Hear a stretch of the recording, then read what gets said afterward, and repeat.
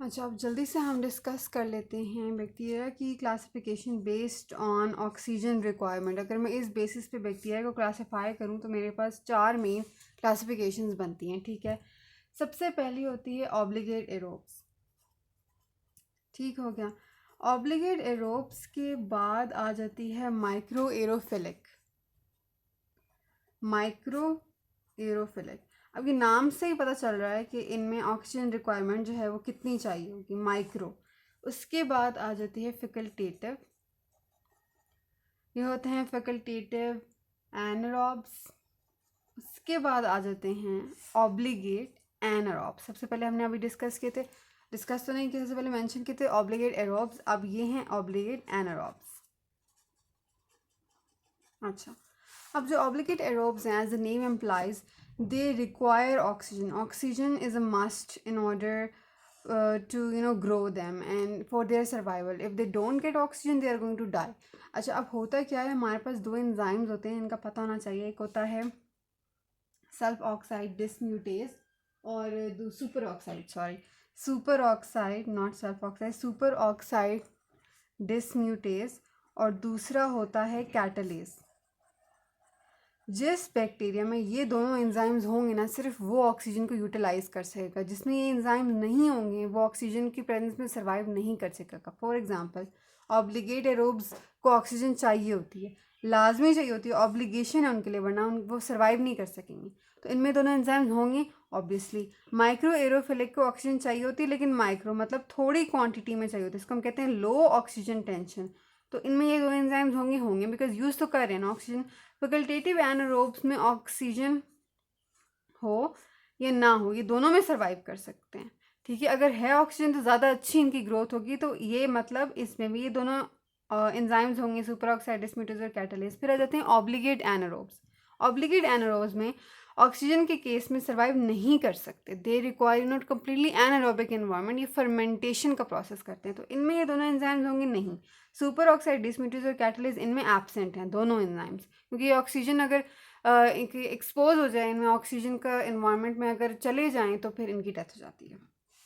तो सबसे पहले हम फर्स्ट कैटेगरी को डिस्कस करते हैं, ऑब्लिगेट एरोब्स, जिनमें दोनों एंजाइम्स हैं एंड दे रिक्वायर ऑक्सीजन, ठीक हो गया। अच्छा, अब इसमें क्या होता है कि इनमें कोई फर्मेंटेशन, ये बिल्कुल ऑपोजिट है ऑब्लिगेट एनारोब्स के, क्योंकि ऑब्लिगेट एनारोब्स फर्मेंटेशन करते थे ना, उनमें दोनों एंजाइम नहीं होते थे, इनमें एंजाइम्स हैं।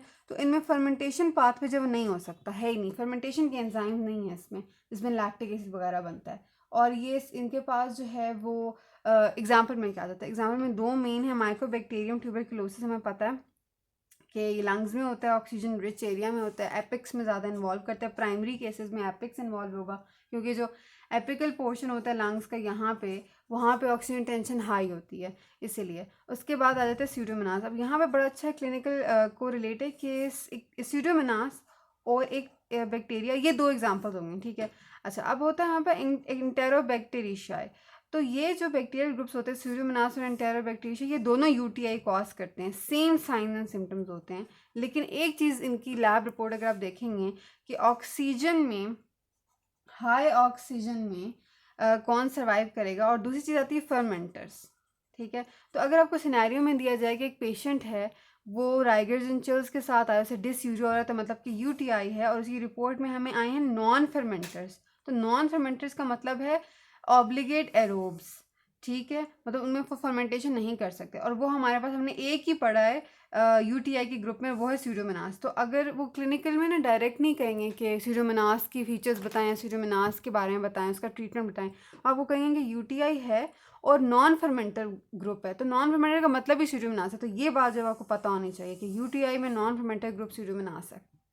अच्छा जी, फिर आ जाते हैं माइक्रो एरोफिलिक। इसमें हमारे पास आ जाते हैं हेलिकोबैक्टर और कंपाइलोबैक्टर। अब ये जो है ना, इनका जो हम इनको ग्रो करते हैं कल्चर में, इनको लो ऑक्सीजन देते हैं और कार्बन डाइऑक्साइड भी थोड़ी सी देते हैं। फिर आ जाते हैं फैकल्टेटिव एनारोब, ज़्यादातर बैक्टीरिया इसमें लाए करते हैं। अच्छा, इसमें हमारे पास आ जाते हैं एंटेरोबैक्टीरियाई वगैरह। फिर आ जाते हैं ऑब्लिगेट एनारोब, जिनका मैंने कहा कि ये बिल्कुल ऑब्लिगेट एरोब्स के ऑपोजिट हैं। इनके पास ऑक्सीजन वाले एंजाइम्स तो नहीं है, लेकिन फर्मेंटेशन के पाथवेज बहुत अच्छे मौजूद हैं।